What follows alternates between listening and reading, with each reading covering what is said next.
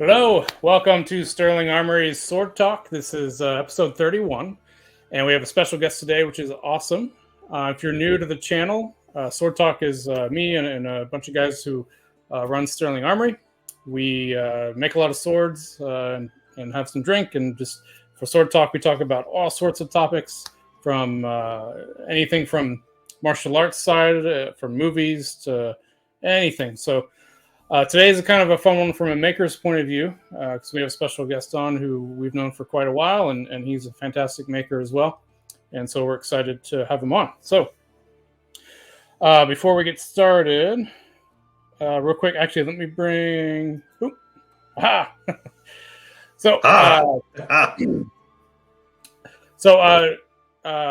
we have Sword Talk going on. We have Oak Shop Topology. We have How It's Made. We have a bunch of different series going on the YouTube channel. So if you get a chance to check out those, please let us know. Give us your feedback. Let us know what you like. Normally we have Josh and Colton on, but Colton can't make it today. But we do have a special guest that we're going to bring on now. Boom. So Shawn from Krieger Armory. Hey, man. Hey, how are you? I'm good. It's great to talk to you guys. I haven't actually spoken with you guys really much since I think Combat Con. Yeah, I mean a couple little messages here and there. You guys are good friends, and I'm happy to be here. Yeah. I know. I think we did have you on. I don't know if it was last year or 2 years ago, but we did a quick Sword Talk at Combat Con. That was 5 minutes, but we couldn't get the audio to work. So yeah, and was it Mike Sigmund from came over. Cameoed our little thing. We got to try to do a better one this year. So I guess I didn't know that aired. I forgot about it. Yeah. So for those of you guys who do not know us, we're going to do a quick intro. So I'm Chris Fields from Sterling Armory. You can find us, or myself and Josh, I should say, on Sterling Armory on Facebook, on Instagram, on YouTube here. If you're here, obviously you found us. And most of the stuff, though, is on Facebook. We make blades and, have fun. Josh also has a little bit more. So if you want to... that way, right? Yeah. Yep. I'm Joshua Von Warbear. You can find me on Instagram at Warbear_Armory, and you can find me on Facebook at Joshua Von Warbear. And you can find me on Xbox at also Josh Warbear. Bring it. Street Fighter 6 is coming out. Let's do this. Yeah. Right, and our special guest, Shawn, if you want to do a quick intro on yourself and where everyone can find you. Sure. I'm Shawn Kreger of Krieger Armory, and you can find me at Instagram at Krieger Armory or KriegerArmory.com, and email for orders or anything like that. It's info@KriegerArmory.com. Cool. So all the information for all of us will be linked below in the video description here. So you should be able to scroll down, look at everything, and click where you want to go. So Shawn, thanks for joining us. Oh, I almost forgot. Before we dive into our topic, we usually talk about what we're drinking. So I will start. I am still, if you watch Sword Talk, you know that I've been downing many bottles of this. So still on. It's Jack Daniel's Winter Jack. Fantastic. With my nice Sterling Armory cup. I still don't have one. I gotta get me one of those. Sterling Armory cup. You're repping today, and the NASA hat. You got it all. I usually have my Sterling Armory paid for, but it's black, so it just blends into the counter the cabinet behind me, and you can't see my head. Yeah. So, Josh, what are you drinking? Are you drinking anything? You get a chance to in Phoenix, I'm acclimating, so my insides look like corn husks. So I'm drinking Gatorade and eating this nasty spotty banana. So look forward to that on the show. I was going to ask if you're feeling better. Yes, much better. Yeah, I'm still a little, dried out. A little bit of I forgot to drink water completely yesterday, and it wrecked me hard. Wow. Yeah, you can't do that in Arizona, man. No. All right, and Shawn, I think you have a drink down there as well, right? I do. Voodoo Ranger Juice Force. Is this? Oh, Juicy Haze. IPA. Yeah, Sounds good. good stuff. Awesome.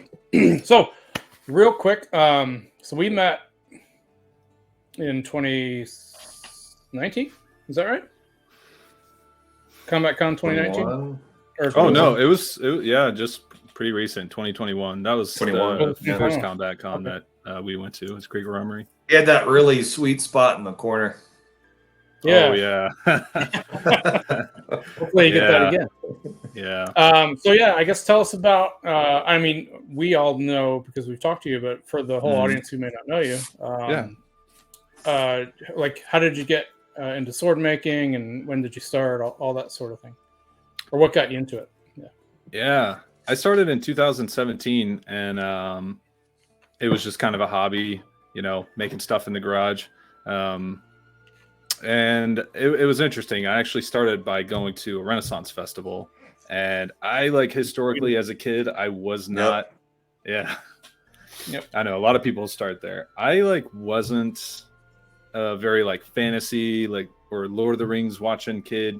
I'm 29 now, so in the early 2000s when that was coming out on film, I was a young kid, and a lot of my friends and stuff were into it, but I didn't catch the medieval swords, armor, battles, kind of bug as a kid. That came in 2017, so I was 20, I don't know, early 20s, whatever the math is on that, 23, I think, 23, something like that. And but I'm actually just a huge Witcher fan too. I loved the game when it came out. Nice. And so I just I want a two-handed sword. I didn't know anything about swords, but seeing the swords he had on his back, they were two-handed and but not too long, but not one-handers. So it was the perfect length for me. So went to a Renaissance festival and bought a sword, and it was a practical kind of like a real steel, sword, but it wasn't really for HEMA or for sharp. It was kind of just a stiff, blunt sword, but it was real high carbon steel and that kind of stuff.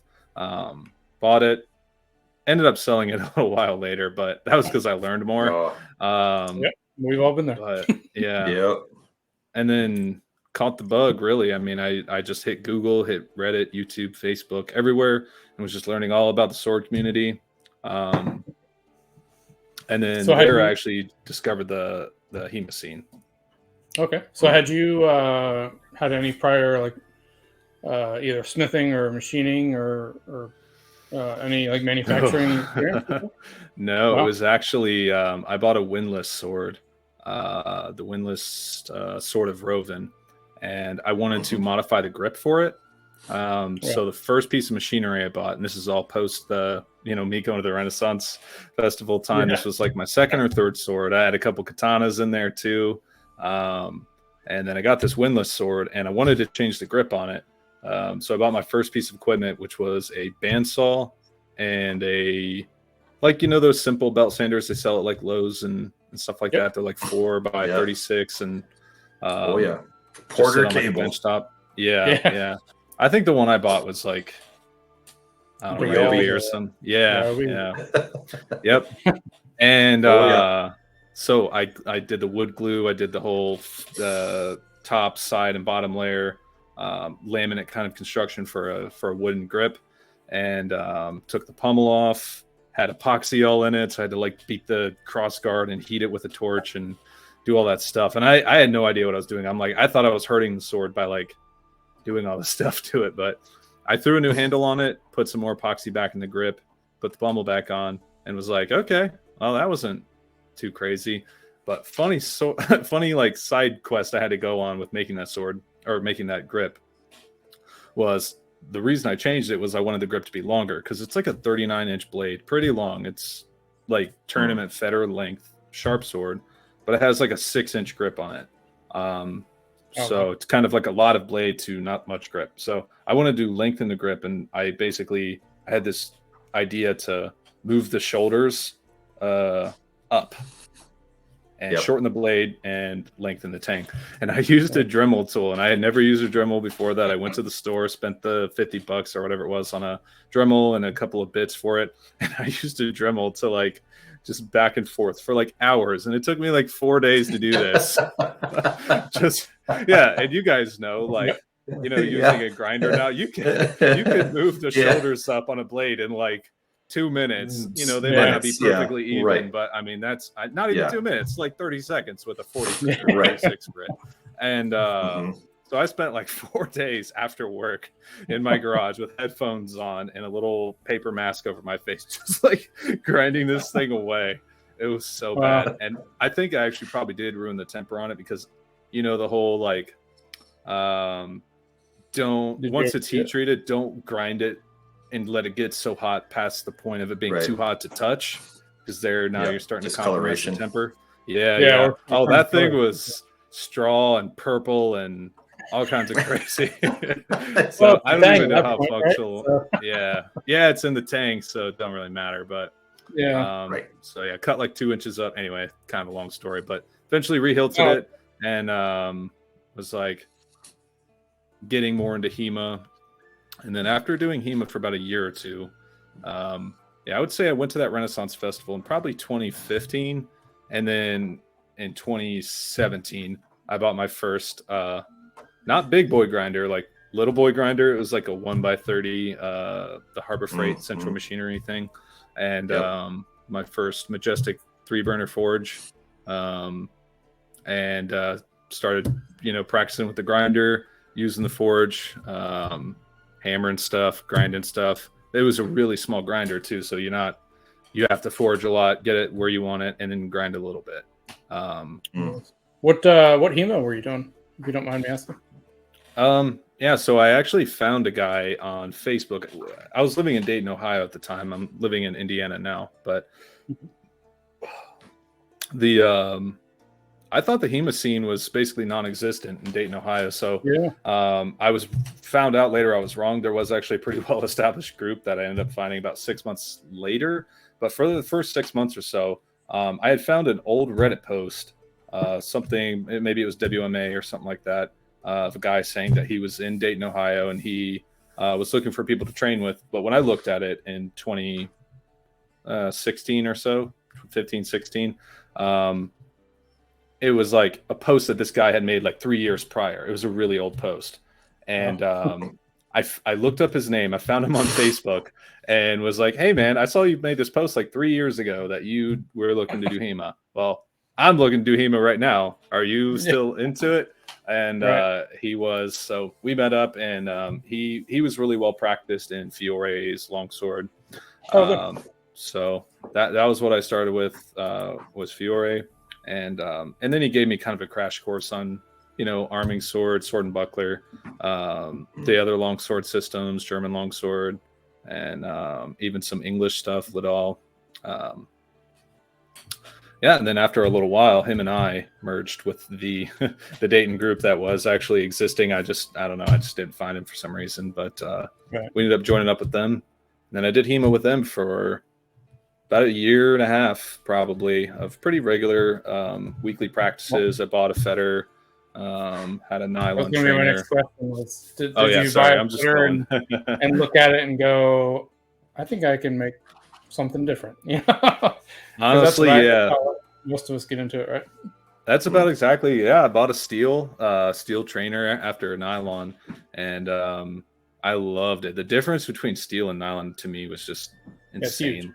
Yeah, the feeling of blade binds and stuff is just completely different. And I mean, that was also the same time that I'm going through this whole like medieval phase, sword fighting. I'm loving life right now. And then I discovered the show Forged in Fire, like right after that. And I saw, so many people have started. Yeah, it did. Yeah. I mean, seeing the constant, like, you know, I watched probably a whole season and a half. I think they were in their second season when I first started watching. And I just saw the constant, like, okay, pull the blade out, put it in the oil. That's the point where you make it a real weapon, not just kind of a piece of steel. So I would just like picked up on what people were doing. Really just knew enough to be dangerous. So I would, you know, I kind of just went in sort of blind, just like, okay, I'm just going to replicate what they're doing and contestants on the show and see what happens. Did you have any like studies, or did you do a lot of research on like metallurgy and heat treatment and metals and stuff, or you just wing it? So Yeah, no, I definitely did. I knew I wanted to make swords. I didn't go into it necessarily with like an aspect of like I want to be a blacksmith or I want to right, be a knife maker. I was like, I want to do swords because I'm already doing HEMA and I know yeah, what I'm about or I'm what right there with if you. I do this, what it will be about. Yeah. Yeah. And so yeah, I mean, as I was buying the equipment, the forge, and I eventually did buy a quote big boy grinder. Um, yeah, I looked up like steel types, like what's good for swords versus knives, and how do you heat treat it, and yeah, I was just reading all the time. Google, you know, That's a good way to do it. yeah, yeah, So when I started out, this is in my teens, so I was in the library all the time because the internet was still in its infancy at the time. So, read as much as you can. So, I guess were you working a normal job at the time as well?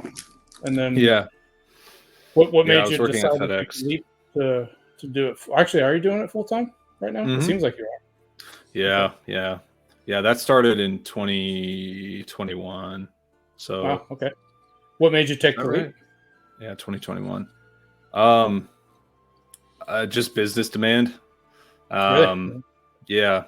I didn't really expect it. But once I came out in 2020 is when I started the business kind of officially. LLC, all that kind of stuff. I made it sort of legit in that sense.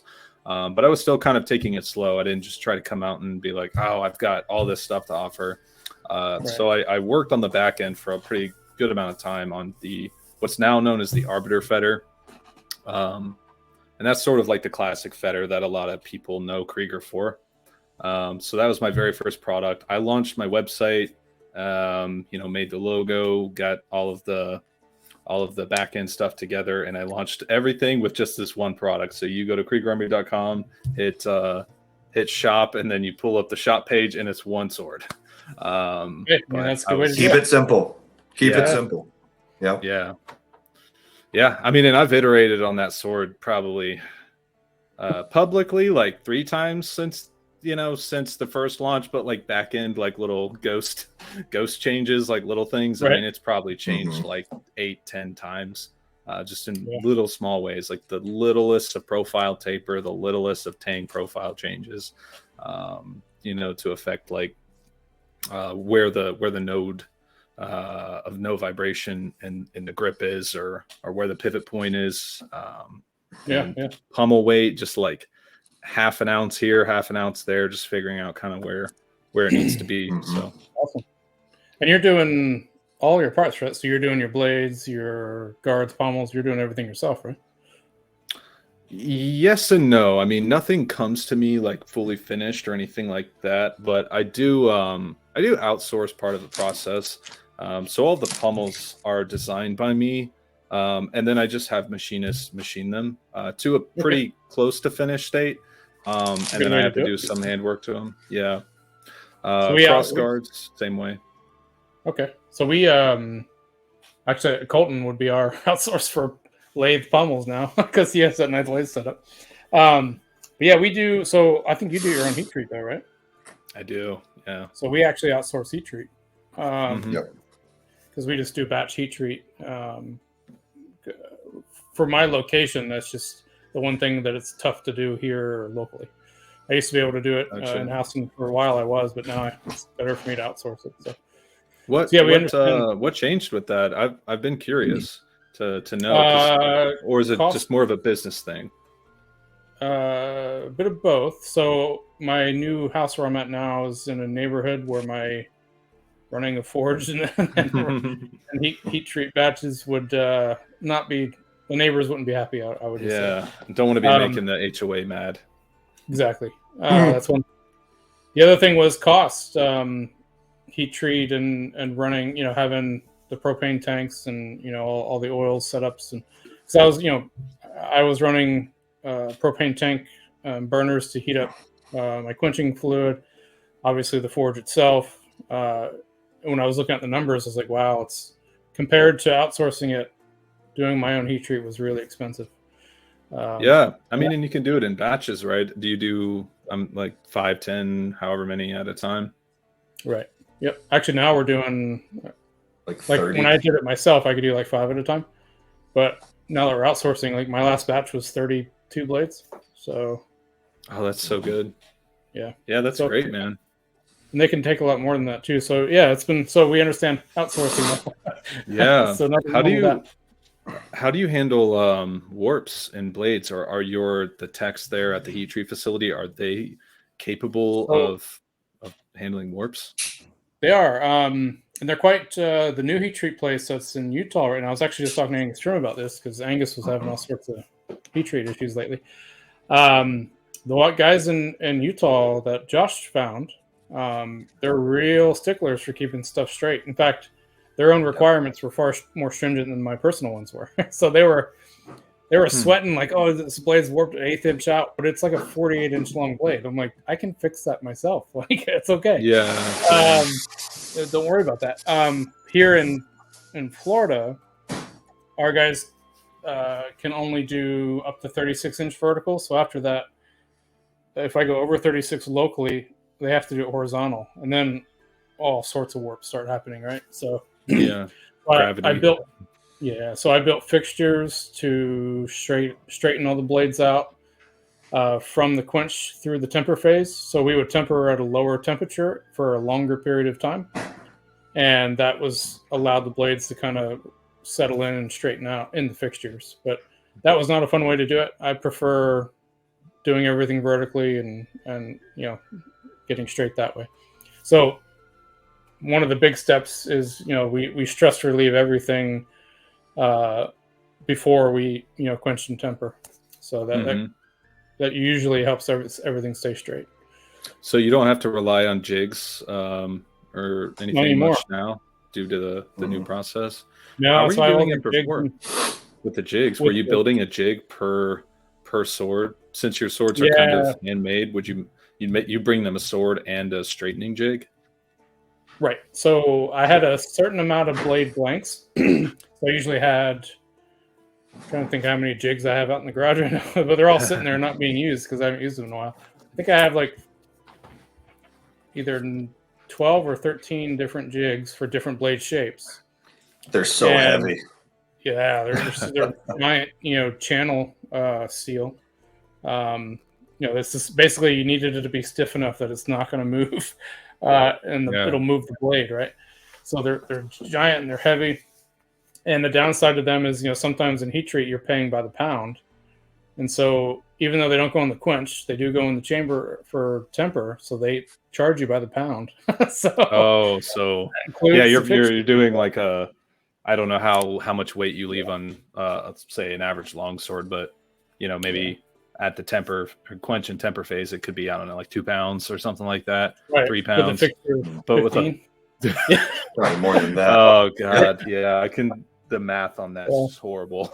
Actually, the fixtures are probably heavier than 15, but they're huge. It's not. Luckily, I haven't had to use them. We do occasionally get a blade. Like I had one blade in this last batch that sabered a little bit, but it's not enough that. So basically, I'll just shorten that blade a little bit and re-straighten it as a shorter blade, or I'll turn it into a weird shaped falchion. That might be what it wants to be. Oh, I've definitely done things like that before. Yeah, I mean, it's a blessing that that you can just shorten the tip on it, and if it's diamond cross section, just move the diamond over and change the profile. So warps are sabering isn't a total lost cause, at least not as much as warps along the flat is kind of, that's a big problem, but warps along the edge, also a big problem, but kind of fixable if you're okay with it being shorter. Right. Yeah. Mm-hmm. So we do have a bunch of images of your. Do you want to go through those now, or absolutely? Okay. Whenever it's good for you. So,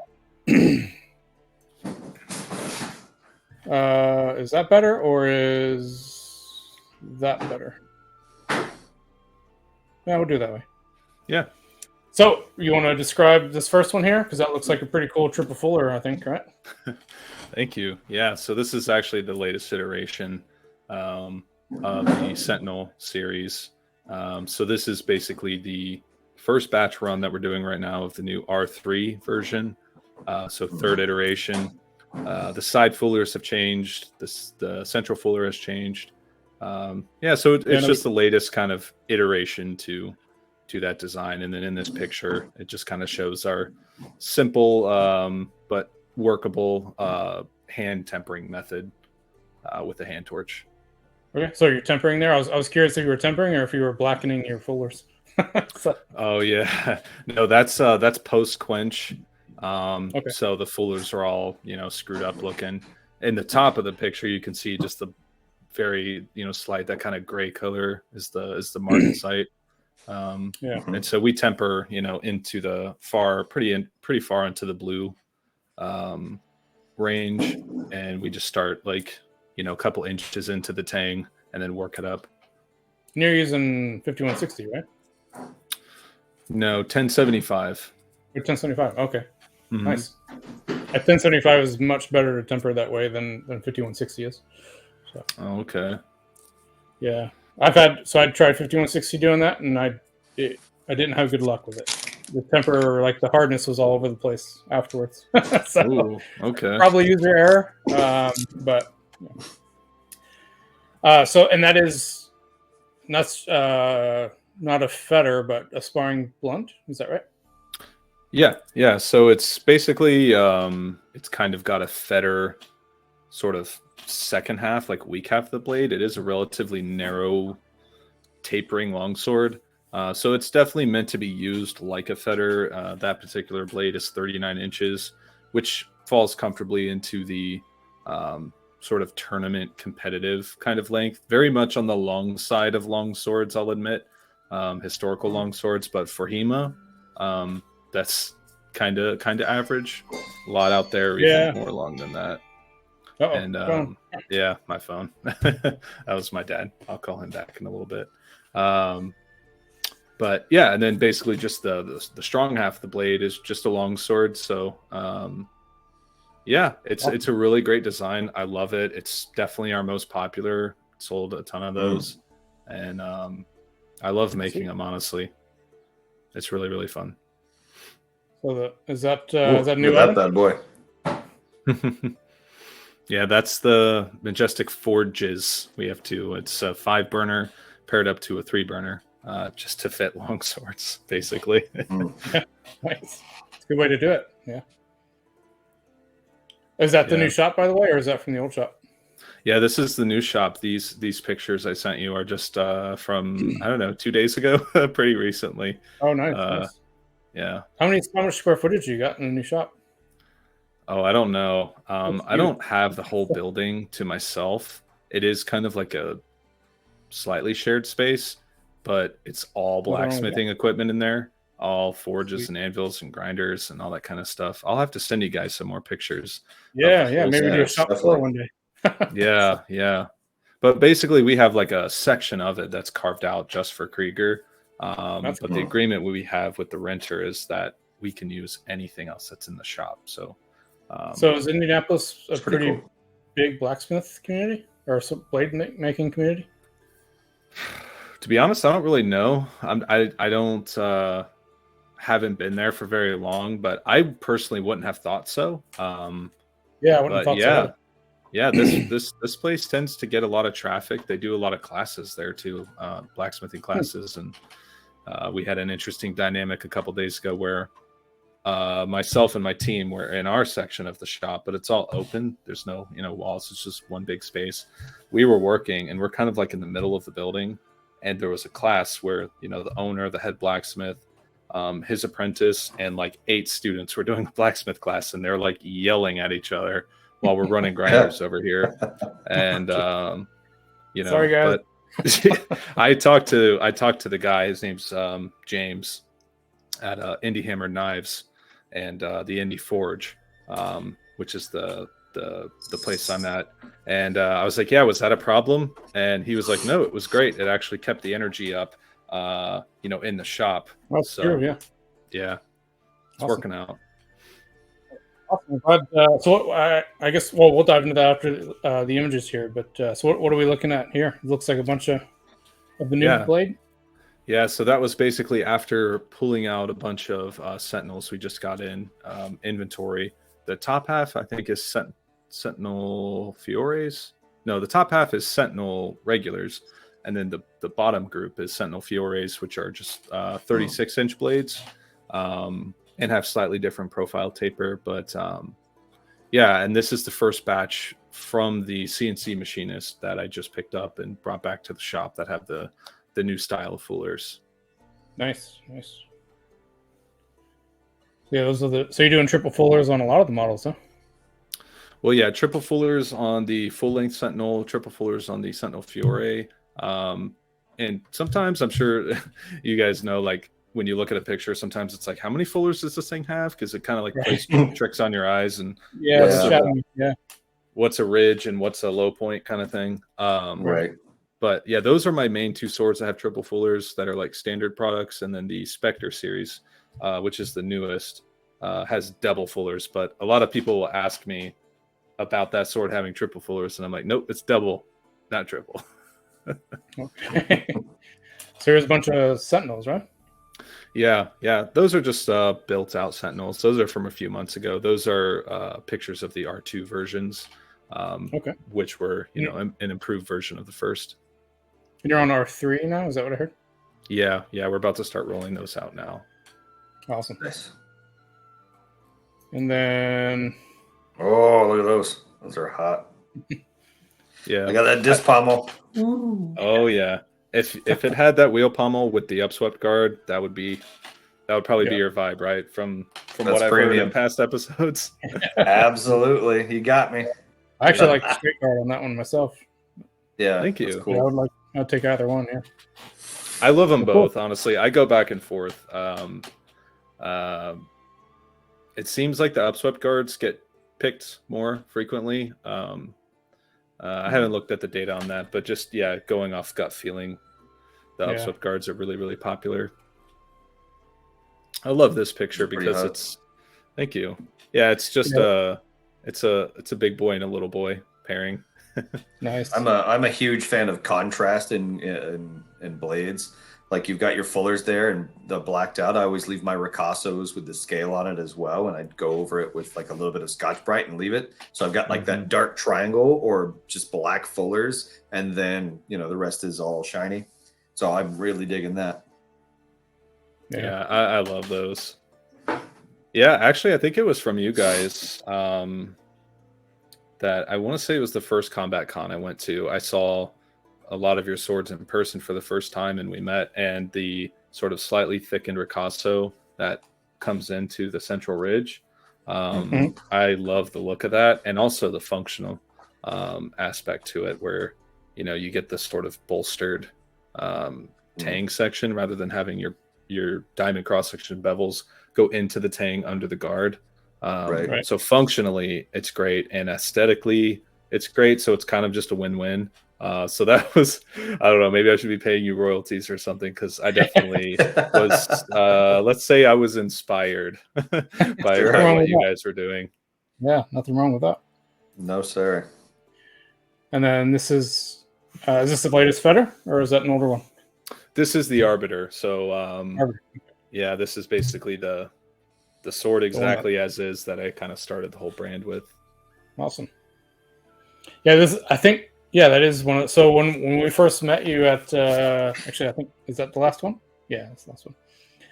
When we first met you, I remember looking at your table, and I think you had a brown grip on one of those swords, but the shape that you use is very similar to what Josh does. And I was like, oh, what? Dude. Chris came back over the table, and he was like, I think he's got some of your swords over there. And I was like, what? Yeah. Oh, we went over, and I was like, those aren't mine. He just does like this similar grip. The grips look awesome. I love that. Yeah. But then we found out that was total happenstance. Yeah. I mean, it's a good grip shape, so nothing wrong with that. It's a great, I'm a big fan. Right away. I was hooked on your aesthetic right away. So Yeah. I think you turned out to be a really cool guy, and that kind of was a win-win for us. Yeah. But I thought, like, if Josh and I, for some reason, make a similar sword, that's one good way to tell the difference is that grip shape, because he likes that shape, whereas I tend to do it a little differently. But both are great. But then we noticed, I think you let us know that the grips are made a special way that I hadn't thought of. So at least not at that time. So you're doing the 3D printing. You're still doing that, right? Yeah.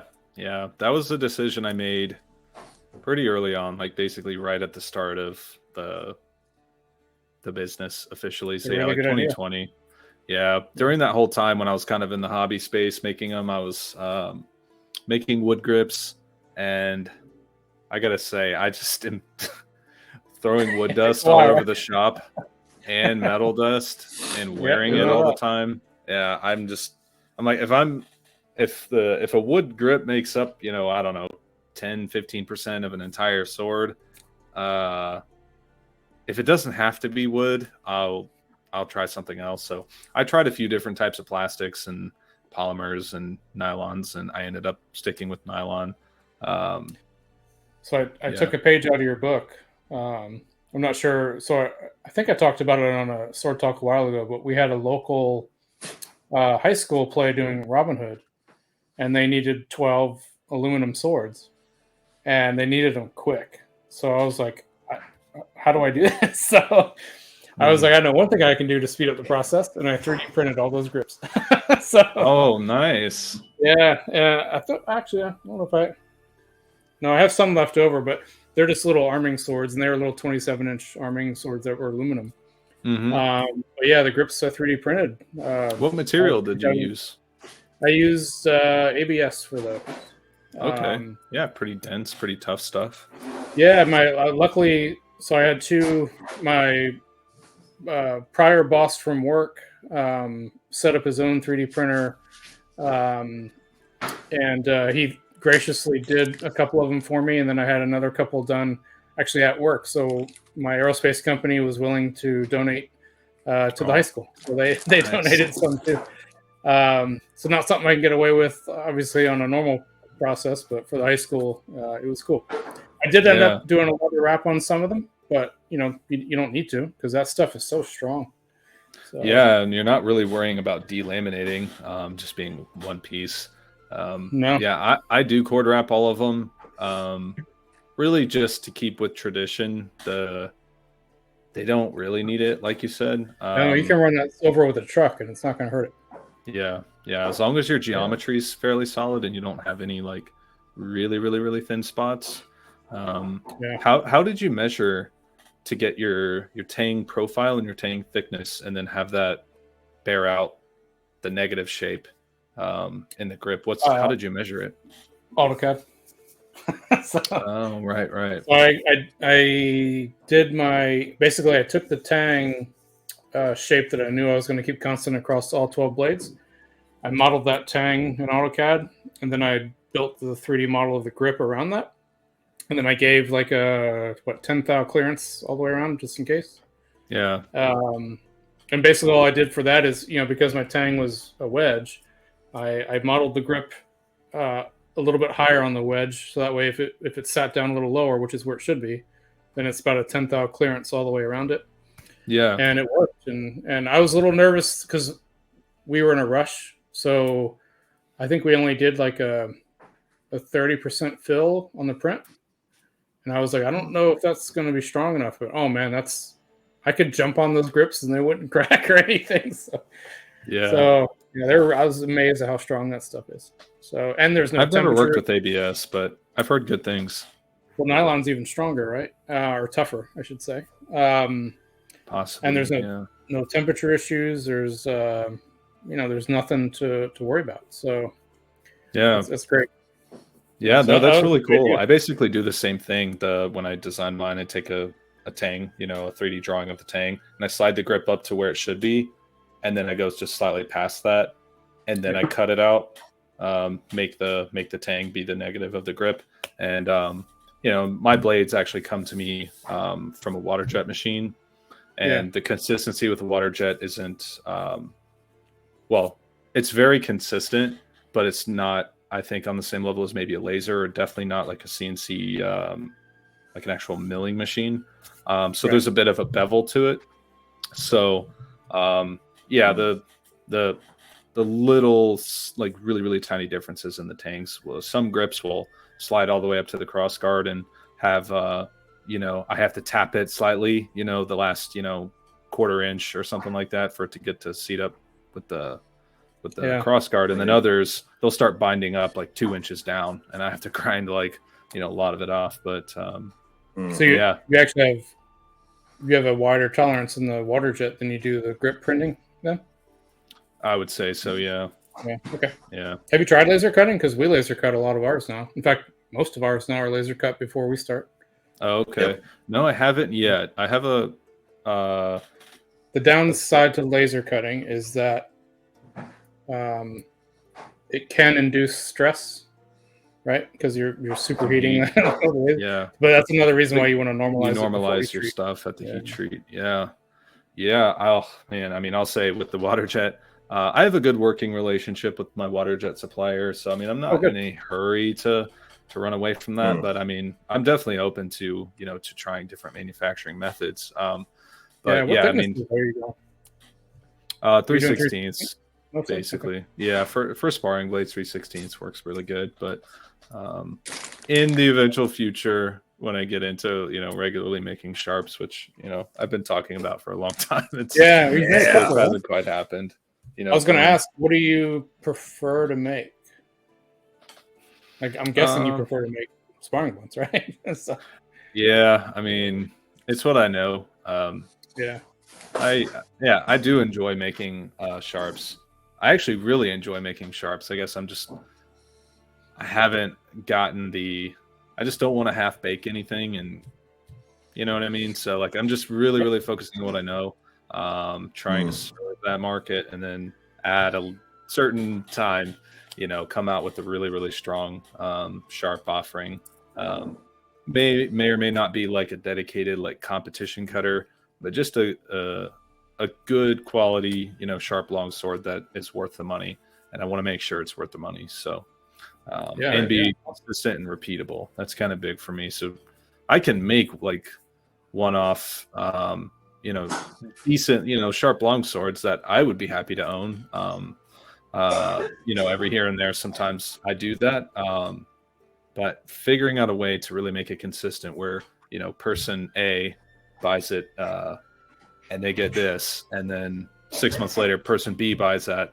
And I want it to be a similar experience. Handmade, it's not always exactly the same, but if there's a YouTube video that's done on sword or on the person A's sword, I want person B to have a similar impression, about their version of it. That's where we're a bit different, because I personally have tried to do like a model where it's the same thing, and I'm just not good at that, and I don't want to do it. I totally get it. I definitely get it. Like doing the individual pieces.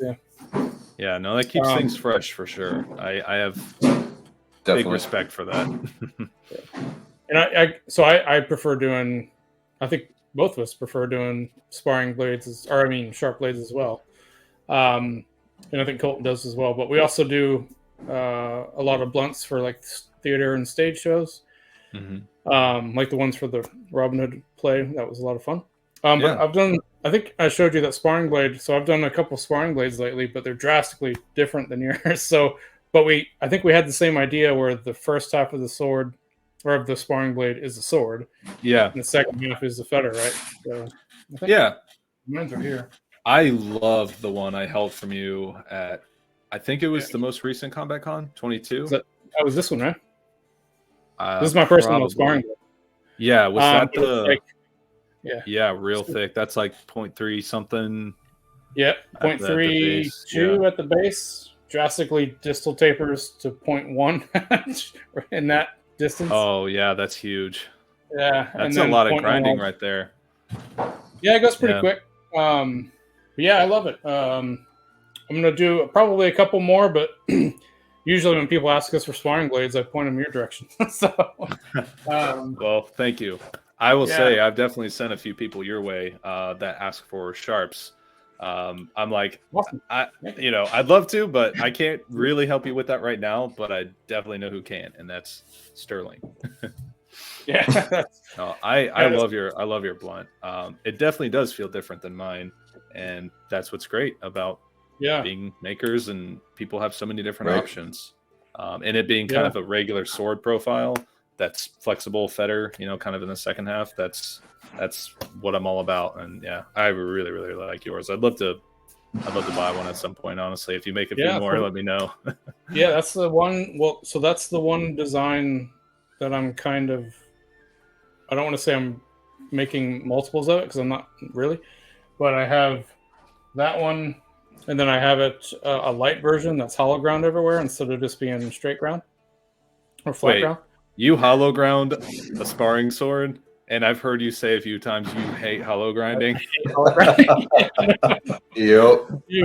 I do, but you hollow ground a sparring sword, which you're not going to get as much money out of as hollow grinding a sharp. So, and the reason why I did it is because, well, one, I wanted a lighter version, but I didn't want to reduce the thickness of it. So I wanted to get the weight out that way, and because it's a sparring blade, I don't care how rough the finish is on it. So that's why I was like, I can hollow grind this and not worry too much, so it's going to look terrible. I get screwed up in the first 5 minutes of sparring. But that one was a prize at one of the tournaments, I think early this year. But then now, so I have an arming sword version of that as well. And then I also have a slightly shorter version that's 1/4 inch base instead of 0.3, instead of 5/16. And I have a couple versions of that now. And I hope the biggest thing that most people, so I'm a Fiore guy, right? So I started there as well. And so I like the Fiore style grips. They're not as long as, I think most of your customers probably ask for the longer grips as well because they're the German styles. Yeah. And they like really long grips with a scent stopper pommel. And mine just aren't that. So basically they would say, oh shit. So they would say, because this grip is the total from the guard to the end of the pommel is maybe 11.5 inches. And they want it like 13 inches, right? Or even longer sometimes. So, or just scent stopper pommel, but still longer. So I made a couple more with a longer tang just to try out. So I might have some at Combat Con, but it depends on how much time I have between doing the sharps and doing the blunts. But they are fun. I enjoy doing the sparring myself. I'm hoping to actually compete at some point, but it's so tough to travel with all your sparring gear. At some point, and trying to travel with, if being you, trying to sell stuff. Right. That's just moving a heck of a lot of it's a lot of stuff. Yeah. How long are the blades on most of your sparring long swords?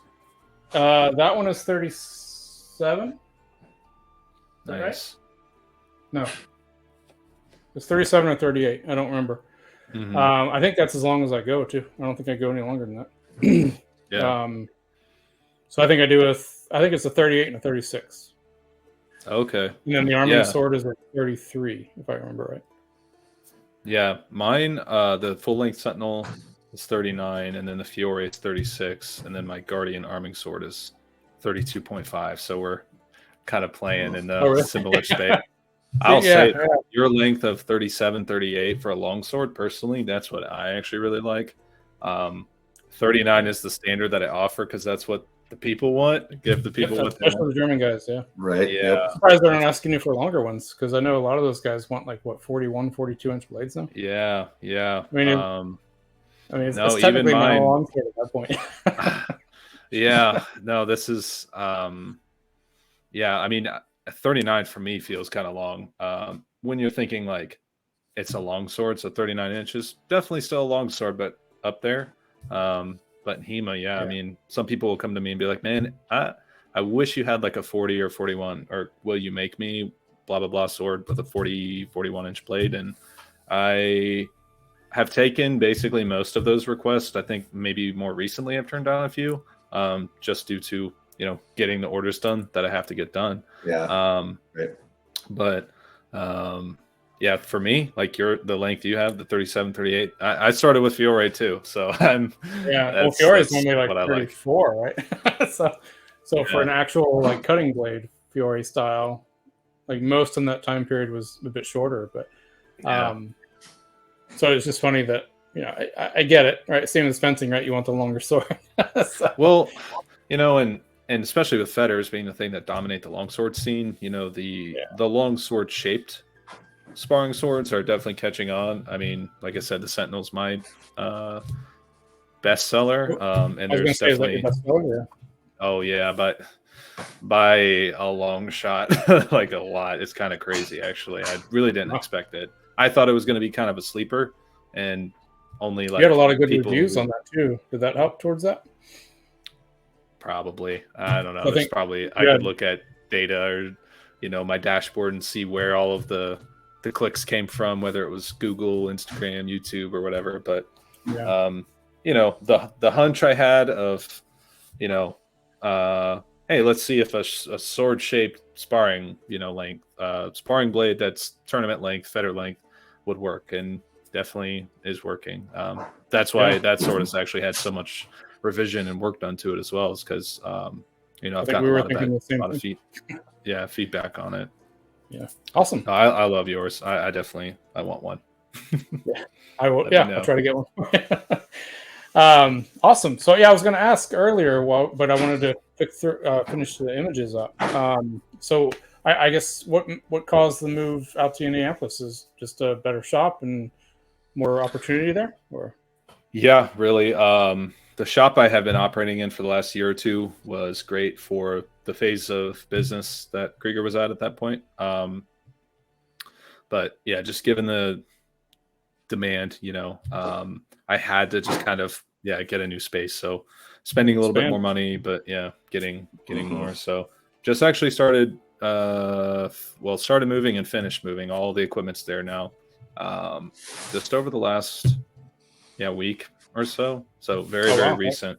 I started posting pictures and stuff. Yeah, real recent. Are there any new acquisitions you're really excited about getting for your shop? New tools?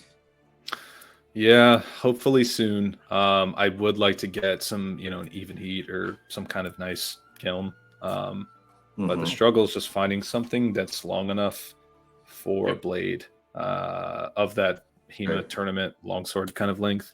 Yeah, you might have to custom build it, right? Yeah, who knows, man. That's a space I still personally don't know a lot about.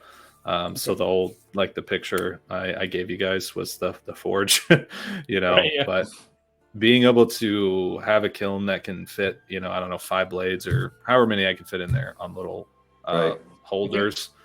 That would be great. I think Even Heat does don't they do like a 3-foot pass through and you can put 2 of them back to back? Oh, I don't know. I'm still learning. I like the research on this has just also recently started, like last week or 2. Oh, okay. Awesome. Do you know Tony Swanton at all? So he's the big maker in Hollywood, the sword maker out there for a lot of film stuff. And he did the first season of Man at Arms, if you ever watched that on YouTube. Yeah. And then the Baltimore Knife and Sword guys took over the second season, and from then on, which was cool. But I think he talked about his Even Heat in that. That's why I brought it up, because I think he talked about it in that first season. And I think it's 2 3-footers back to back, I think. Or maybe it's 1, but I thought it was 2. So it's just something that they kind of rigged up, 2 of them with open doors, butted up. I mean, that's exactly what I'm doing with my forge. I have a 5-burner and a 3-burner that are just like kissing each other.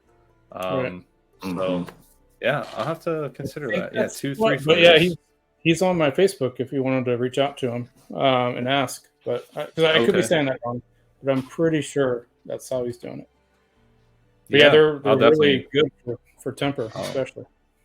So. Yeah, batch tempering, and it can get up to quenching temperature as well. That 1500 plus kind of range. That I don't know. I'm not sure. I think it's just temper for him. Oh, okay. So. Well, I could be wrong. That'd be a great move. Batch tempers, batch quenches, all of it. That'd be great.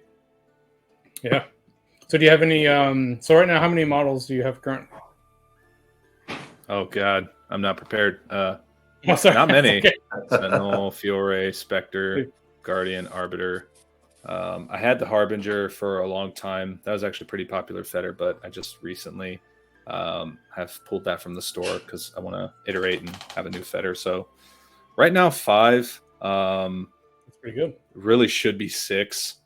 because I have a Fiore version. Basically, Fiore is the term I'm just kind of using for whatever the sword is in a 36-inch version with a very slightly shorter grip as well to sort of balance it out.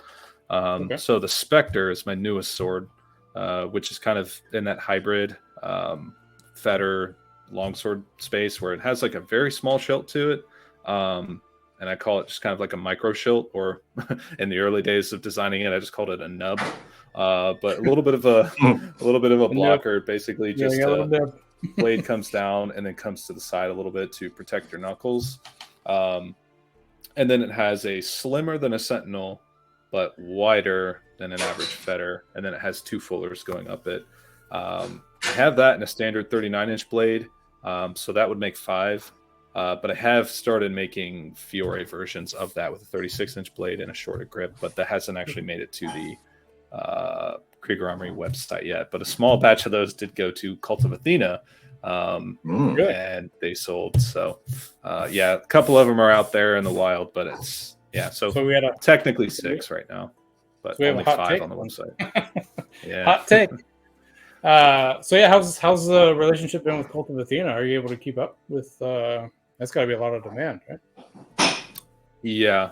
I was really surprised. I guess the second anything hits their storefront, it was gone. Yeah. They're not like huge Albion, batches. It's gone. Right. Yeah. Oh my gosh. I've seen a few Albion batches, drop here and there, and they definitely don't last. No, it's good. Yeah. Like I said, the inventory batches with Krieger or with Cult of Athena, they're not massive, but they theoretically could last longer. But I guess the last batch that I went to them was only a couple days. But there's a new batch going to them soon. I'll say very, very soon. Heard it here first. Yeah. Another hot take. Unless this releases after they get there. Right. Yeah, this should release. It might already be too late. Who knows? Sorry, guys, you missed out on it. Yeah. Oh, unless you're listening in the future as well. Sorry, you missed out on it. So. Yeah. Well, maybe the next one's come, but awesome. So do you have other than the Sharp? Are there any other new models you're thinking about? I guess, are you always thinking about new models that you're going to be coming out with? Or? Yeah, actually, I'm prototyping a Messer right now. Cool. We're gonna build 4 of them and start posting pictures and kind of let people see what we're doing. In somewhere in the second week of May, is when the labor on that will start, and then we'll take some pictures. So definitely a Messer is gonna come out. Not at that point. Not in May, but that's just when we're building the first. We're building 4 of them, and we'll make little differences and stuff between them just to see, what kind of balance and flexibility and length and stuff. But we'll get something ironed out and probably have something sometime. I don't know. Maybe later this year, maybe late Q4 this year, or maybe somewhere early next year. Are you doing an actual Messer slotted or full width tang and stuff, or are you doing it more like Falchion? Yeah, so we're actually going to be building it closer to like how Falchion would be, but basically just a guard with a nagel. But it will have a completely slip over grip. At least that's the plan now. We're going to do the 4 builds and iterate a little bit and see what works. But that's kind of how it's leaning now, because it fits really well into the way I hilt kind of pipeline and production and all that stuff now. And that was something I went back and forth on a little bit with one of my sort of, I don't know, design coordinators, you could say, who's really all up on Messer. And I'm personally haven't studied a lot of Messer. And I asked him, I was like, what do you think about, like, are people going to care that if there's an exposed tang and it's got knife scale construction, or if it's got sort of sword construction, but has everything else that makes it a Messer? Yeah. So. If it was a Sharp, probably, but not as strong as I wouldn't think.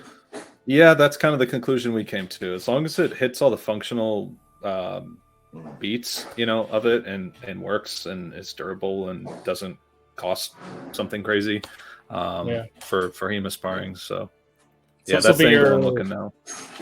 Will this be your first kind of complex hilt, having the nagel in there?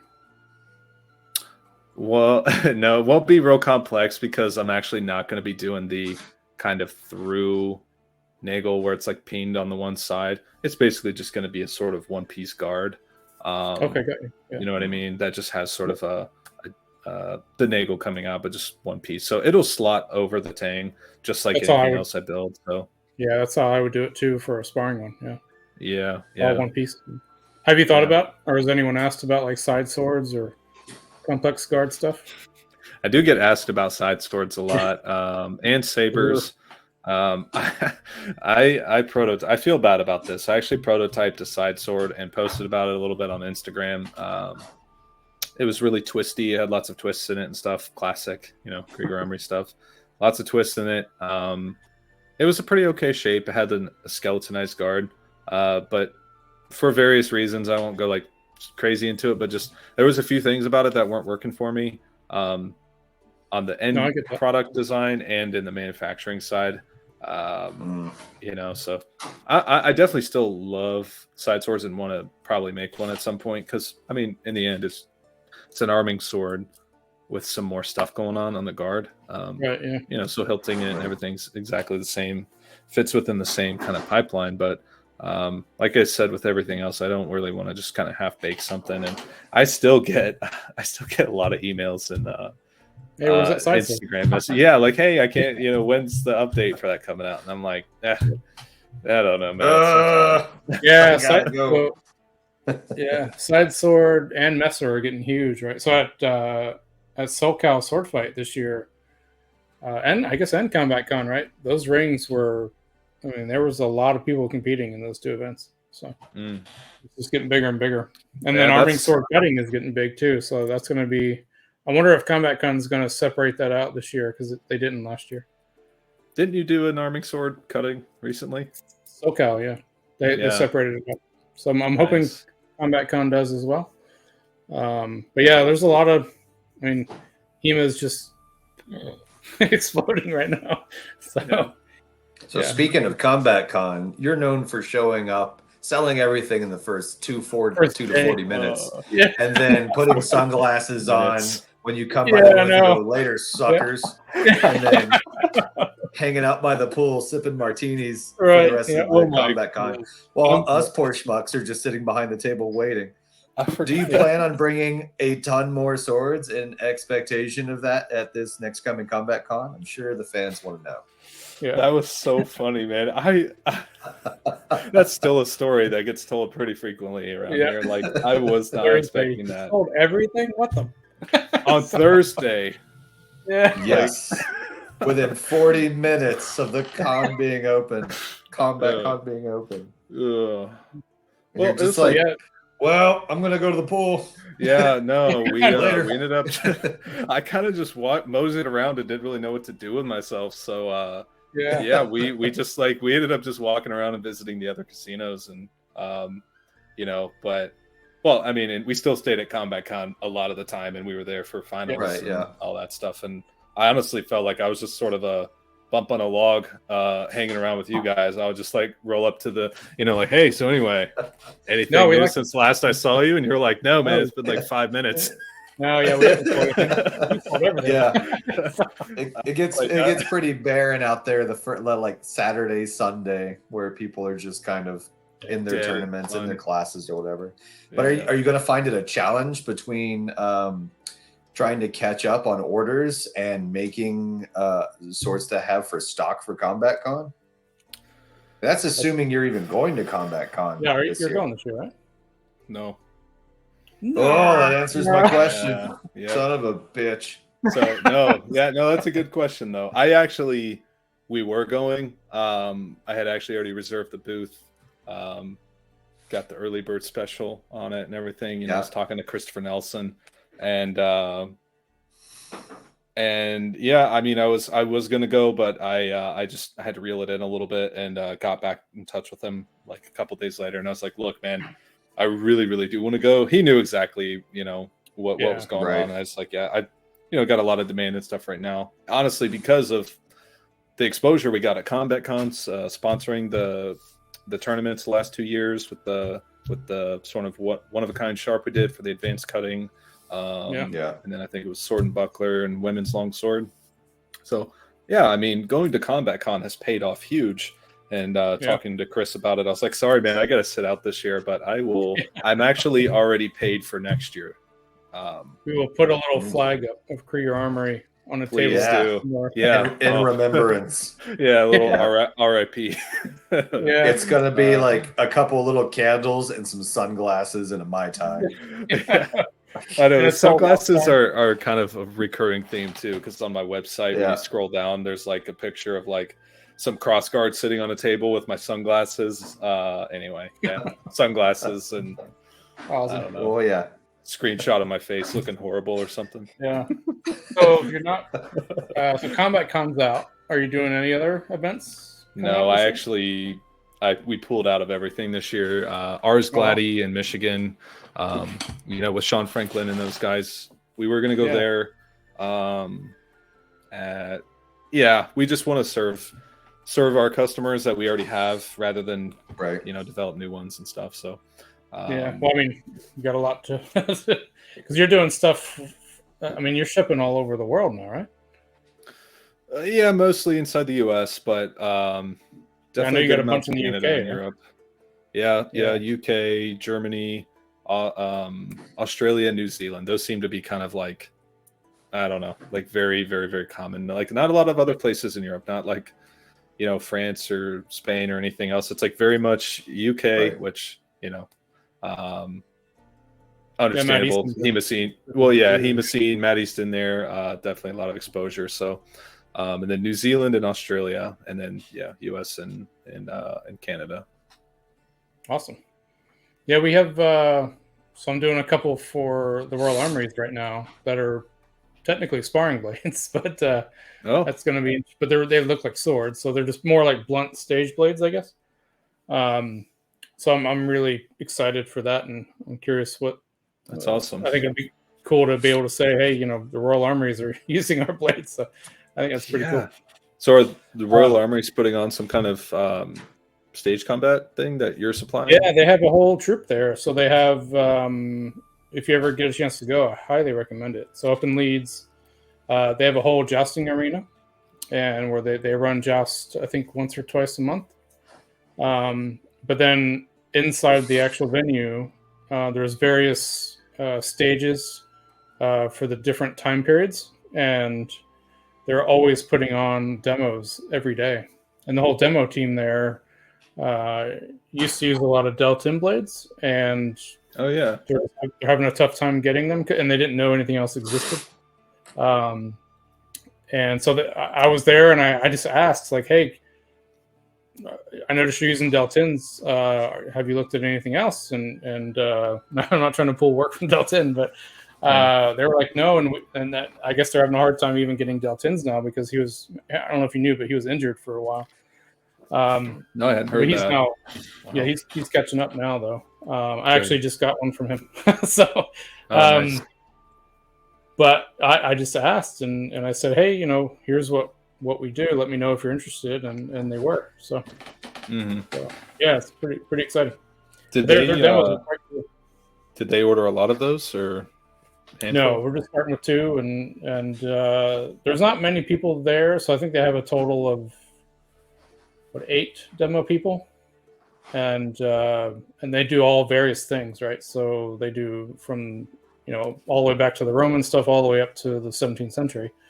So they're constantly changing outfits, doing a demo at this place, and then running back, changing outfits, and then doing another demo.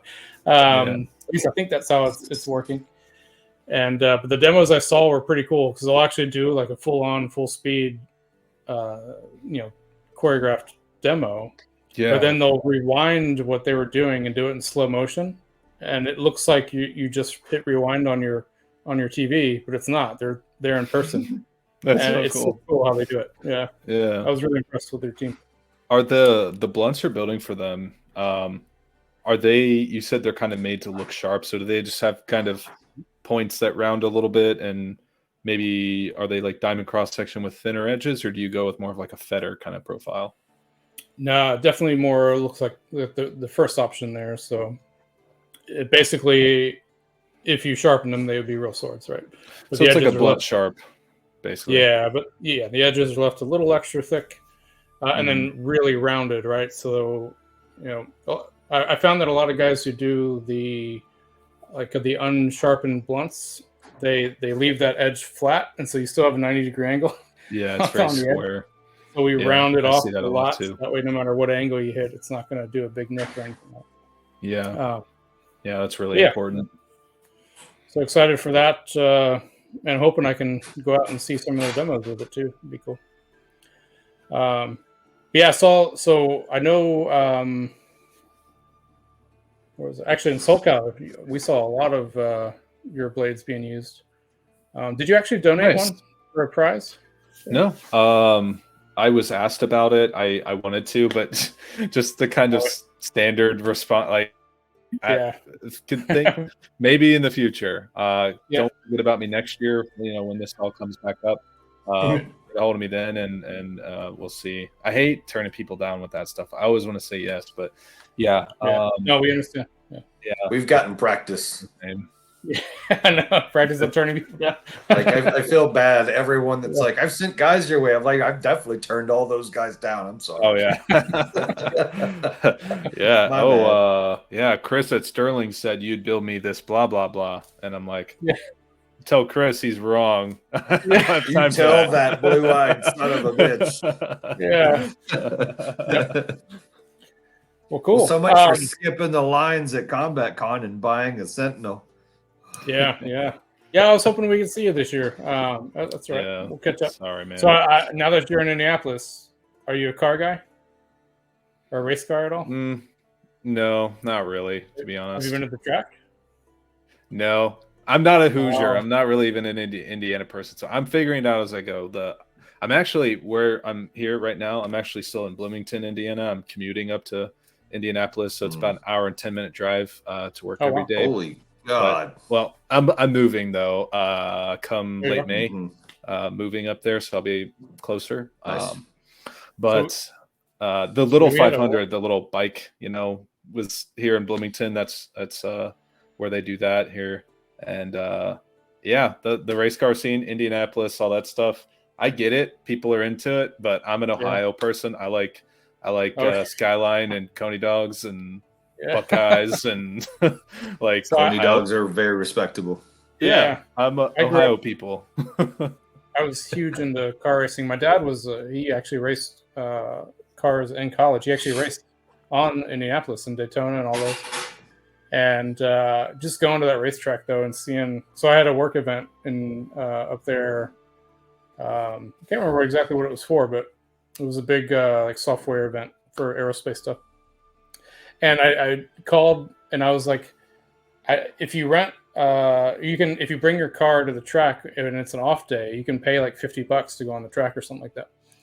So I rented like the nicest Mustang I could possibly find, and I just wanted to haul ass on the track.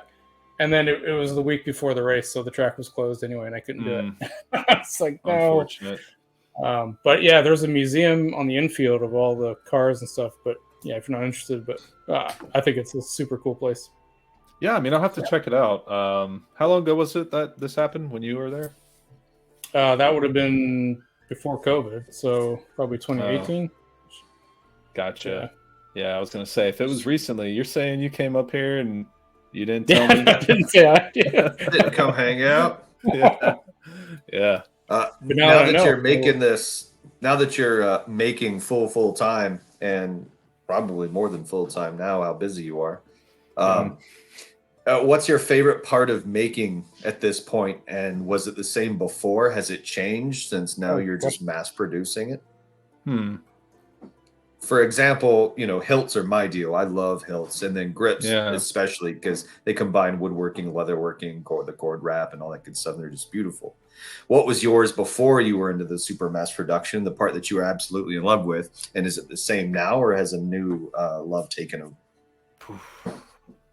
Yeah, hit you with the big stuff. That is a good question. Yeah, that's not a thought I've thought in a little while. Like, where was I and where am I now? Right. I can say one thing I don't like doing, and I actively avoid, is Sure. I hate making wooden grips. Then so I respect people who are into it, but that's why That's I like my moved favorite part. to nylon. Yeah, just I'll say I do like using wood glue. I do like clamping and sort of seeing it happen, and then Yeah. but it's more like I'm just so tired of wood dust. Wood It's a dust, pain. metal dust. Yeah, if I can avoid one type of dust and I cannot avoid metal, that's a given. Steel. So yeah, no, so I gave up handle making. So that's something that's changed. I let go of something I wasn't, huge on, at least not doing over and over and over and over again for this sort of production style I'm doing.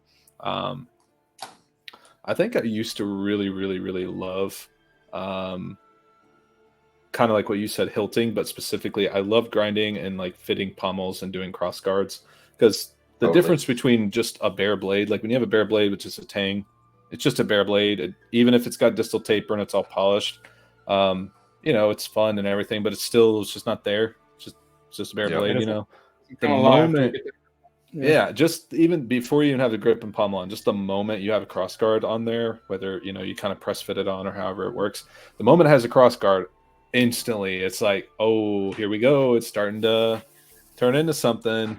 And same thing with the grip and the pommel. So yeah, I would say I started off really, really loving doing just like the hilting, because I didn't take a ton of pride in just the blade. So I was like, a blade is just a necessity for me to put a beautiful hilt on. Sure. But now further in, I still like doing hilts, and that feeling of taking a bare blade, putting hilt on it, it's really, really rewarding. But I do take a lot more pride in the blades now. And I mean, yeah, they're sparring blades. It's not super complex, but how much the evolution with the triple fullers on, their designs and fetters, and just the little nuances of blade design, I find a lot more fun now. I'm doing a triple fuller for Combat Con, so I was hoping we could compare our triple fullers. Ooh, yeah. I think I've seen some. Yeah, I want to say I maybe looked on your Instagram or something. I saw it was a triple fuller that you did, or maybe it was a triple fuller that Colton did. Colton just did one. I think that's what I'm thinking of. Oh my god, it's like mind blowing. Not gonna lie, Josh, you froze on us. Oh. Josh, you there? Oh, he'll come back. But yeah, that was a beautiful piece. And he just said, "Hey, is this good?" And we're like, "Yeah." That is 10 out of 10. It's so good. Yeah. Colton's he's kind of those, he just sneezes and gold comes out, right? So I honestly had no idea. I've never met Colton yet, so definitely am excited to meet him next time I'm around you guys at a tournament or something like that. But yeah, the last handful of sword talks I checked out, I've seen his stuff, and I was hitting his Instagram, and I was like, I had no idea. Like, so such good, really, really detailed work. Did you see his latest 2 Witcher blades? No, are they out yet? He showed them on our last sword talk. I gotta watch that one. Okay. Yeah, it's towards the end. We skip past the long conversation, and he shows them off at the end, and they're amazing. So I'm excited to see them in person. I'm jealous. Is he selling them? Yep. Yeah. I still saw them as a set. Hey, there you are. Thought you were rid of me. Well, you were. My computer died. Oh, is that what it was? I was like 6 minutes left in the top corner, 6%, 6 minutes left, and I was like, that's enough. And it just went bloop. And I went, oh, shit. I was like, that's in the hot tub. Yep. Yeah. Oh, we got time. Are you on your phone then? Damn it. Yeah. Can you turn it sideways? Sure, but I don't know if that'll. Will it rotate or no? Hey, maybe. Yeah, there we go. Boom. There we go.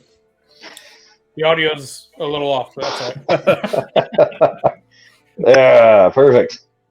So we were just talking about Colton's Witcher blades. Yep. Because Shawn was saying he's a Witcher fan. So. Oh yeah. They're the new hotness. I'm like 1 or 2 episodes behind on Sword Talk, so I'm gonna have to check that out. And it's funny, man. You got the Witcher games, which have a certain type of longsword, and then the Witcher show that has a similarly distinct type of longsword. Right. they're both really, really nice, but it seems still, at least in the people I know, when people think of like the Witcher longsword, it's usually the game versions. Yeah. Is that the style that he went with, or did he go with the show version? Game Game actually style. kind of a mix, right? I'd say they're more game style. They're more game style, but they're also a little shorter. So kind of a mix. Oh, okay, Especially yeah. the steel one, because the steel one has that little ricasso in it, which is really cool looking. Oh yeah. Mm-hmm. Yeah. So, they're Witcher was a whole nother thing. It like popped it. It ruined my brain with being obsessed with it and wanting to do it or play the entire time and beat it multiple times. And then when it transitioned into sword making, when I finally got my skills up to that point, I made my first one and it was just hooked. And I made nothing but silver swords and matching steel swords. I probably made a set of or 10 of them completely. And I haven't made another one in a long time. gosh. But it's one of those things they just sold one right after the other. Yeah, our first Like, combat con, you sold like 4 of them, right? 5 of them? Yep. Oh, So I avoided that game for as long as I could because I knew like as soon as I started playing that game, that's it. And then Oh Josh, yeah. you don't even nudged have to me. play it. I mean, just look at the concept art. It's so good. It's so much fun though. Oh yeah. Yeah. Yeah. It's such a good game, man. It's so in background depth. music. Yep. Mm-hmm. It's like I did Skyrim for many, many years. And then when I jumped on Witcher, I never played Witcher 1 or 2. And I never read the books just because I guess I missed that. And all of a sudden it's like Witcher 3's promo art came out and the 2 swords on his back. And then I saw the trailer and I was just like obsessed right away. And I immediately bought the game and downloaded it, started playing the hell out of it. And it felt like Skyrim, but with a more grimy, supernatural, higher stakes feel. And just after that, it was just good. No putting it down. Yeah. I think for every Witcher fan who loves the whole 2 sword thing, you at least do read or get the audiobook of the last book that he came out with because it's hilarious. It's not so the last book I'm trying to remember the name of it, but it's set earlier in time. But the whole point of the book is somebody steals his 2 swords, and he's trying to get them back the whole time. And his friend feels, Dandelion feels bad for him and gets him another sword. And and it's supposed to be this really cool sword that's supposed to be really well made. And in his first fight, he breaks it. He's like, "Son of a bitch!" It wasn't a Witcher sword. Trying to get his sword back. Yeah, right. It wasn't a Witcher sword, right? Yeah. Yeah. So. Yeah, it's a funny and good book to read for that. I have most of the books on my bookshelf over there. They're mostly just wall art, though. Yeah, I've read them in little bits and pieces. Yeah, it's more like they're there as a promise to myself that I will read them at some point. I get that. I'm more of like a book collector rather than reading them right now. I bought all the art books, every Witcher art book that's ever come out. I collect art books. I don't have a shit ton of time to read with all the crazy hobbies I do, which it sucks.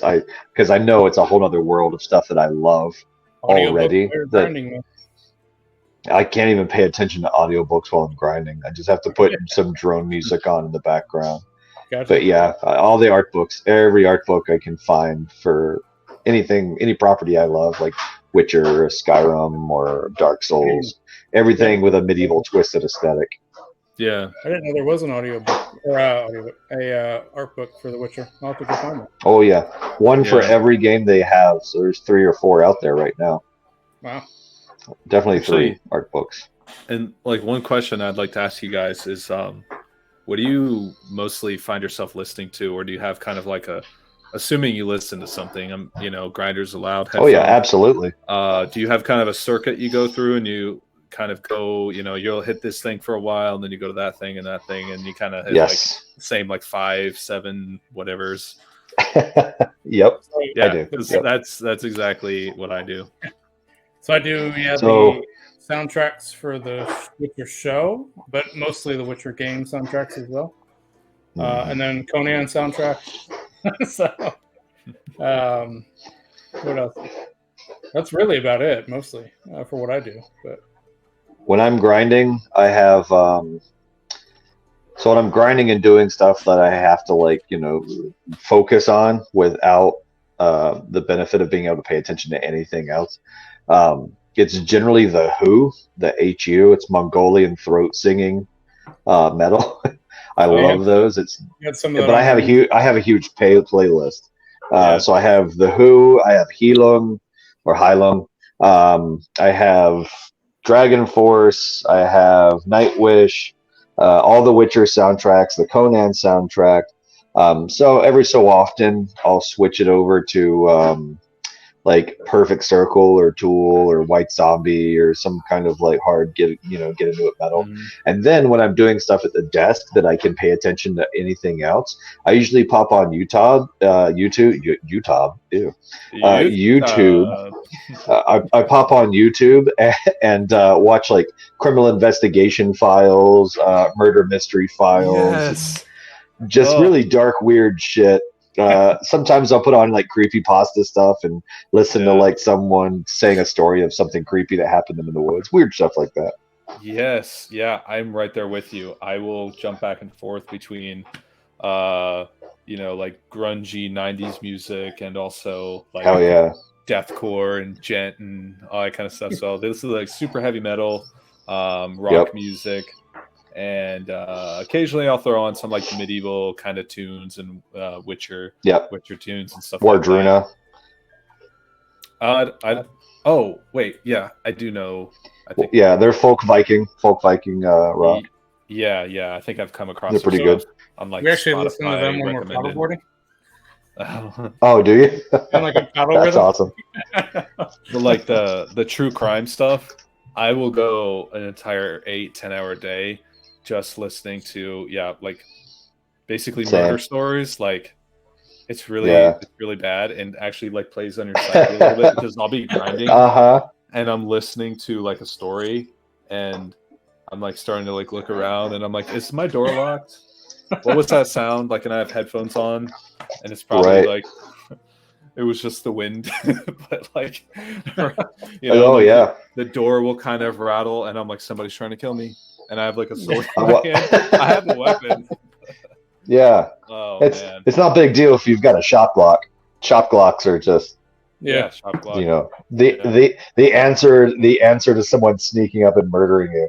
Well, I say usually that would be embarrassing if someone just came in my garage and stabbed me with an oiled sword and I'm like, no, I was ready for this. Give me a 5-minute head start. But I did do like it's so police wild. investigations too. Where you, like, turn around and someone's just right there. You don't even know. I used to have all the time that happens to me in Utah because people would drop by or I'd forget that they would say they're coming by to pick up something, and then I'm grinding, and all of a sudden, like in my peripheral, I'll see something that wasn't there before, and I'll turn around and look. Dracula. It'll just be like, I've been staying hey man, 15 minutes waiting for you to right. Sorry, I didn't want to yell or knock on something because I didn't want to scare you and have you grind your face off or stab me or throw a knife at me or something like that. So I was just saying it happens a lot. Police investigations where they have like most of them are like 3 to 5 hours long, where they have a criminal in their investigation and they talk about indicators for a person's mood and they get into the psychiatrics of it. I'd watch those a lot too. Mm-hmm. Are you talking about the interview room type stuff? Yes. Yeah. The come learn with us or explore with us or whatever. Yeah. And JCS criminal psychology, where they're like, you see how he just like moved his hand. He did this gesture. That's an indicator. True. That's I listen to those too. They're super long, but you got. Do you see when the police lean in to talk to him? That shows that they're being intimidating. They're letting him know that he has no personal space bubble. They're really fun to listen to. Is between the suspect and the door, meaning the suspect has to go through the cop to get out or whatever. Yes. Their way to freedom. The criminal is actually bragging about what he done because he's trying to impress because he's a narcissist. Yeah. I watch way too much about of this. Swords when you're making swords. Like, I mean, that's probably yeah. But sometimes Totally. you're like, okay, I can just trust my instincts and think about something. Right. It's usually while I'm like doing cord wraps on grips. You know what I yeah. mean? So- Just something, or when I've got like a massive pommel material and cross guard and I'm making Sharpie marker lines and doing my measurements and stuff. All that stuff when I'm just sitting like at the desk, just like Doing So, Josh, your grinder used to be in the old shop. You had to have your back towards the door. Did you change that this time? Yeah, it's the entrance is to my left. So if I'm grinding, I can see everything to my left. Yeah, So, I still have one of my desks is still against the wall. So if I'm sitting at my normal desk, my back is to the door. But I rarely actually sit at that desk. I've got a free floating one in the middle. It's like the whole like you go into like a restaurant, you sit facing the exit or entrance and exit so you can see who's coming in. Right. Yeah. I try to take that paranoid approach. It's a good way to not die. Yeah. Especially when you're pre-occupied. Oh yeah. Well, we're at about an hour and a half. Woo! Yeah, it's probably we can probably call it there. But anything else for Krieger Armory that you wanted to cover or say before we jump off? Yeah, shamelessly plug. You know, whatever you want. Mostly just good things coming. You know, got the Messer prototypes that we're going to build out. Excited for that. Finally expanding. We're a 4-man team now. We Nice. talked about that. Really happy about the current state of things. New shop, bigger team. You know, brought in some management, and the future for Krieger Armory is really, really bright right now. What's your schedule look like? What time does your workday typically start? How long of a lunch, and when do you clock out and go?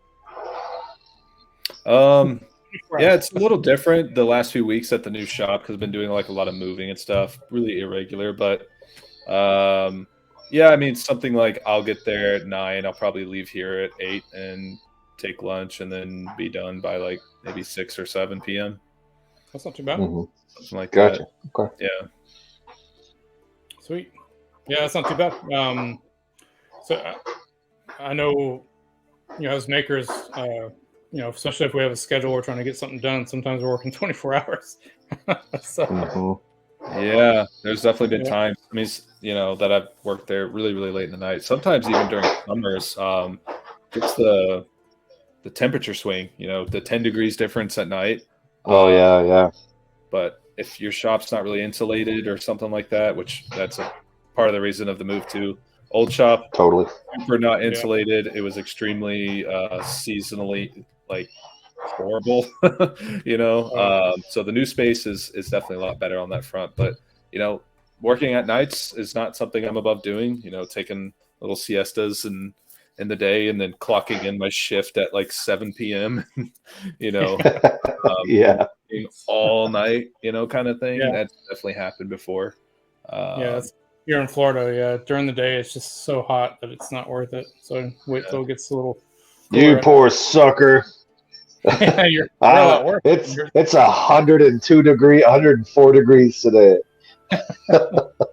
Yeah. Oh, it's all right though. It's not too bad. Are you acclimating or adjusting to it pretty well? Yeah. The first week, my body just immediately like went into some kind of allergic shock, where I just had a cold and all that good stuff, and I had that for like a week. It was just killing me. But now that I'm done with that, it's not so bad. My shop, I went out today. I sweated a little bit today because I started grinding, and I had the door half open for a little bit of breeze, but obviously it's not that much of a breeze, but it's just one door open. But it was my garage door open. I don't want to keep it full because I don't want everyone in the world, because I live on the corner of kind of like a busy not intersection but street, so I don't want everyone and their mom to drive by me and look to see what I had to steal if that's what they were doing. But half open, just enough to where you can only see like a bottom of a table and my feet, if you were looking for it. But yeah, it was a little sweaty, but it really wasn't that bad. I mean, at 100 degrees outside right now, and I guess Phoenix is known for like sometimes 110 to 125 degree temperatures, like on the regular during the summer. So we'll see how that's going to be. But for now, it's really not that bad. I'm so much more motivated in the heat, man. I can't like show up at work with a jacket and thermals and just be like, we got to get the day started. No, I'm just like, man, I just want to take a nap. It's cold. I fucking hate it. Pick up like a cross guard blank you're working on with a bare hand, and you're like, it's stuck to my hand. Yeah. So cold. Yep, exactly. I'm like, oh, well, this is cold. I can't wait to fucking stop this and go back upstairs and play a video game. Yeah.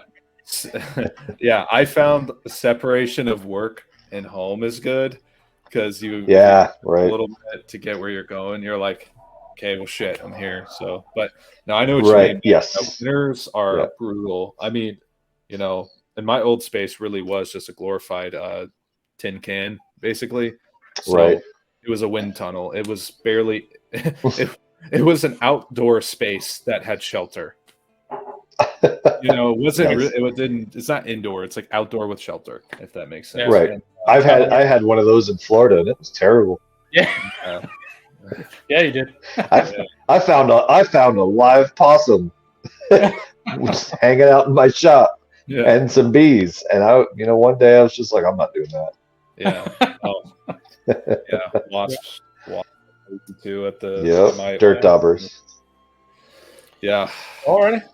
Well, let's give some closing remarks here before we get too long, because StreamYards might start yelling at me pretty soon. So, real quick, I'm Chris, and thanks for joining us. If you guys joined us, if you have any questions for Shawn or any of us, please post them below, and either myself or if it's something for Shawn, I'll let him know. Do you have a YouTube channel, by the way? Yeah, I do. I forgot to mention that in the first one. Yeah, it's just Krieger Armory. I'll link that here as well, so we can jump over to your YouTube channel as well. Mm-hmm. So cool.